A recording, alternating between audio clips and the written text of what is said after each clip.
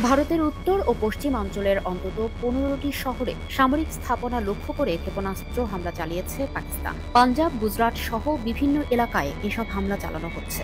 ভারতীয় সংবাদ মাধ্যম এনডিটিভি জানিয়েছে, পাকিস্তানের এই হামলার জবাবে ভারত পাল্টা আক্রমণে লাহোর সহ একাধিক শহরের সামরিক স্থাপনায় হামলা চালিয়েছে। এর মধ্যে পাকিস্তানের আকাশ প্রতিরক্ষা ব্যবস্থাকে বিশেষভাবে লক্ষ্য করা হয়েছে। ভারতের পক্ষ থেকে দাবি করা হয়েছে, পাকিস্তানের ছোড়া বেশ কয়েকটি ক্ষেপণাস্ত্র ও ড্রোন আকাশেই ধ্বংস করে দেওয়া হয়েছে। পাকিস্তানি আকাশ প্রতিরক্ষা রাডার ও অন্যান্য ব্যবস্থাকে লক্ষ্য করে হামলা চালানো হয়েছে এবং পাকিস্তানের একাধিক স্থানে সামরিক স্থাপনা থেকে ক্ষেপণাস্ত্র নিক্ষেপের চেষ্টা ব্যর্থ করে দেওয়া হয়েছে।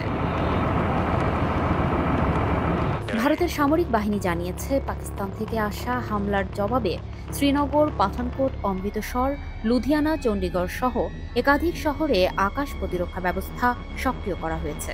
রাশিয়ার তৈরি S-400 মিসাইল ডিফেন্স সিস্টেম দিয়ে এসব হামলা প্রতিহত করা হয়েছে।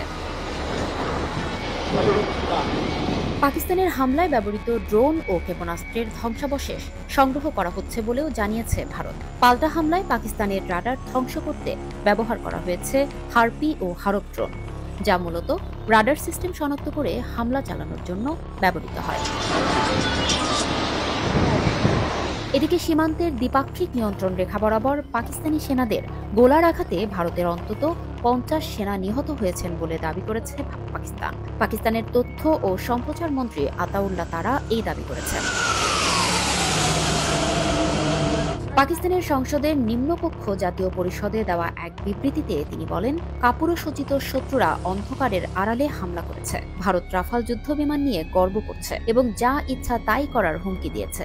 তবে পাকিস্তানের বিরুদ্ধে আগ্রাসন চালানোর সময় ভারত অপমানজনক ও বিব্রতকর পরিস্থিতির মুখোমুখি হয়েছে, কারণ পাকিস্তান রাফাল যুদ্ধবিমান ভূপাতিত করেছে। ভারতকে পাকিস্তানের সশস্ত্র বাহিনী কঠোর জবাব দিয়েছে উল্লেখ করে তিনি বলেন, পাকিস্তানি বাহিনী ভারতের ৫টি যুদ্ধবিমান গুলি চালিয়ে ভূপাতিত করেছে এবং সেনাবাহিনীর একটি ব্রিগেড সদর দপ্তর গুড়িয়ে দিয়েছে। এতে কেবল ভারতের বিমানই পড়েনি এবং দেশটির গর্ব চূর্ণ হয়ে গেছে। শুধু তাই নয়, পাকিস্তানি বাহিনী নিয়ন্ত্রণ রেখা বরাবর ৪০ থেকে ৫০ ভারতীয় সেনাকে হত্যা করেছে।